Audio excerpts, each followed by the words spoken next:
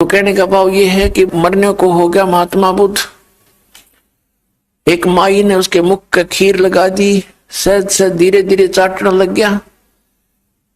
अगले दिन उसने अच्छी खीर खाई, धीरे धीरे फिर वो शरीर स्वस्थ हुआ, चार्ज हुआ उसका शरीर, अन्न के बिना वो कंठी कंडम हो गया था। फिर उसने अपना विधान बता दिया, अपना अनुभव कि starvation could not lead to salvation. भूखा मरने से आत्म कल्याण नहीं हो सकता। अब भूखा मरण की कही थी किसने उस टाइम, कौन से शास्त्र में लिखा है कि भूखा मरण परमात्मा मिलेगा? आप पैदा हठ योग करें, बकवाद करें, शास्त्र विधि त्याग कर साधनाएं करें, फिर उनसे कुछ मिलना ही नहीं, फिर अपने अनुभव बताने लग जाते हैं।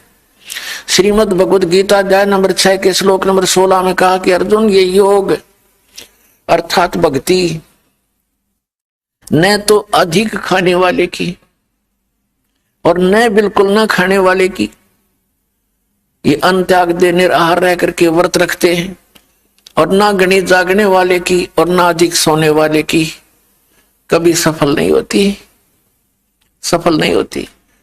तो जो हमारे सदग्रंथ हमें गाइडलाइन कर रहे हैं, इनका इनको कख पता नहीं था। तो फिर क्या होता है, ये पुण्यकर्मी प्राणी था पिछले जन्म का, इसकी वचन में भी शक्ति थी, और जिस कारण से इसने अपने ऐसा विधान बना दिया जो आम जनता को पसंद था, और लाखों लोग इसके पीछे अनुयायी बन गए महात्मा बुद्ध के। और जो दीक्षा महात्मा बुद्ध देता था वो शास्त्र विधि त्याग का मनमाना आचरण था, जिस कारण से महात्मा बुद्ध के अनुयायियों को आध्यात्मिक लाभ कोई नहीं हुआ। कुछ वर्षों के बाद, क्योंकि पहले तो सभी भगवान को चाहने वाले व्यक्ति थे, धीरे धीरे नष्ट तीसरी चौथी पांचवी छठी पीढ़ी में जाकर के, पहले तो पुण्यकर्मी प्राणी थे उसके अनुयायी, उनको अपने आप पिछले संस्कारों से लाभ होता रहा। वो सोचते रहे कि जो हमारे गुरुजी ने हमें साधना बताई है इससे हमें लाभ हो रहा है। आगे चलकर उन्हीं साधना के करने वाली अगली पीढ़ियों को कोई लाभ नहीं हुआ, तो अंत में नास्तिक बन गए कि कुछ नहीं होता भगवान की भक्ति से, क्योंकि उनकी भक्ति ठीक नहीं था, होगा कैसे? जिस कारण से पूरा चीन जो विश्व की लगभग आधी आबादी बताते हैं वो सारा नास्तिक हो गया, कम्युनिस्ट कहने लग गए अपने आप में, भगवान से दूर आदमी। और जो ये कहता है कि कुछ भी नहीं है, परमात्मा कुछ नहीं है, अपने आप सृष्टि बनती है, नर्मदा से उत्पन्न होती है, इसके विषय में गीता जी में लिखा है 17वें अध्याय के 4, 5, 6 श्लोक के अंदर और 10, 11 के अंदर कि जो व्यक्ति ये कहता कि भगवान नहीं है और ये नर्मदा से उत्पन्न होती है सृष्टि, वो उसके विषय में लिखा कि वो नास्तिक और संसार का नाश करने के लिए पृथ्वी पर जन्मा है। वो ऐसे निकम्मे आदमी बताए। तो पुण्यात्माओं, अब यही चाल काल ने चाल रखी है। ये निरंकारी पंथ और एक यू ब्रह्मा कुमारी पंथ, एक यू राधा स्वामी और सच्चा सौदा सिरसा वालों का पंथ, जय गुरुदेव पंथ, जनोद भिवानी वाले का पंथ, यू राधा स्वामी एक कुएं का जल है सारा। ये काल के सुनियोजित जाल हैं।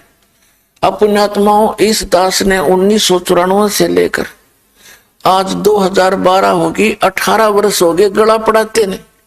और बूंदा अच्छा कहें मुझे, मैं सच्चा ज्ञान बताऊं, मुझे बुरा कहें, और मुश्किल से ये 10-1 लाख व्यक्ति हुए होंगे।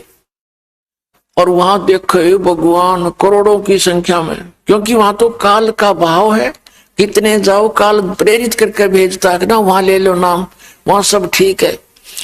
अब ये दास गांव गांव में सत्संग करने जाता था। अब सत्संग तो सुनते हमारा इस दास का, पर सत्संग सुनने के बाद आत्मा बेचैन हो जाती है, तरफ उठती है भगवान के लिए। जब नाम की कहते कि दीक्षा ले लो, फिर क्या कहते ना, दीक्षा तो हम कहीं और से लेंगे, बड़े गुरुओं से। वो बड़े गुरु कौन? राधा स्वामी वाले, वहां लाखों व्यक्ति जाते हैं, आपके पास तो 50 व्यक्ति सत्संग सुनने आ रहे हैं। शुरू की बातें, मैं कहा भाई बड़ा काल ने बड़ा काम कराए। तो अब सत्संग सुने हमारा, और नाम ले वो सच्चा सौदाले का जाके सिरसा गया।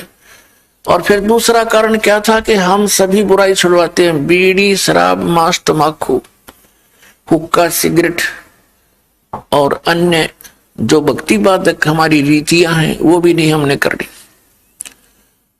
तो वो क्या कहते हैं, भाई बीड़ी तो नहीं छूटे।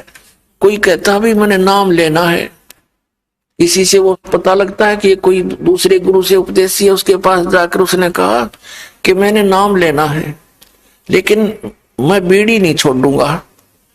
तो कहते दादा स्वामी वाले और धन धन सतगुरु वाले कहते बीड़ी की कोई बात नहीं, आज तेरा नाम दुआ के लिया। वो गिल हो लिया, बस बीड़ी छोड़नी नहीं, नाम गुरु जी का ले लिया, मोक्ष हो जाएगा। अब खाक मोक्ष होगा उसका। एक बहन अपनी बहन को नाम दिलाने लाई, उसने बताया कि ये मेरी बहन है। वो उसकी बहन पहले से दीक्षित थी दास से। उसने जो हमारे से दीक्षित थी भगवान कबीर साहब की शरण में थी, उसने बताया जी ये मेरी बहन है और 8-7 वर्ष से ये राधा स्वामी का नाम ले रही है और इसकी इतनी दुर्गति हो रही है, वे बुरा हाल हो गया इसके घर का और मुश्किल से मना के लाई हूं। न्यो कहे गुरु ना बदला करते। और जो उसके आसपास की जो औरतें थी वो न्यो कहती थी गुरु तो ऐसा बदल लिया, ऐसा खसम बदल लिया। अरे फूटे बाग थरे, गुरु का नाता अलग है। गुरु एज ए डॉक्टर, पति अपने स्थान पर है। जैसे एक डॉक्टर से रोग निनाश हो रहा तो 6 बदलने चाहिए अपना जीवन बचाने के लिए, ये कोई बात है। फिर दूसरा नो बोली मैंने पता था कि ये बीड़ी बैड़ी पिया करें। मैंने कहा बहन तू बीड़ी भी पीती होगी? कहा जी बीड़ी छोड़नी पड़ेगी। कहने लगी जी ठीक है छोड़ दूंगी, छूटेगी तो। मैं ऐसा नहीं, ये छोड़नी पड़ेगी, अगली छोड़ दूंगी। वो नो कहने लगी, बोला जी पहले तो मैं नहीं पीती थी, नाम लेने के बाद पीने लगी। अरे तेरे फोटे बाग, नाम ले पा छोड़ा करें शुरू कराया करें, तारी सारी उल्टी रीति। वो कहने लगे जी मैं पहले नहीं पीती थी, सत्संग करती थी गांव में, औरतें जैसे उनकी चर्चा होती है, ज्ञान चर्चा, तो वहां बीड़ी का प्रसाद देते हैं। एक प्लेट में खोल के बीड़ी अलग अलग और माचिस बीच में एक रख देते हैं और सब ने अनिवार्य होता है प्रसाद पी ले। क्यों शिवदयाल जी भी हुक्का पाड़ा करता, तो इनको हुक्के कोई आंट नहीं तमाकू की।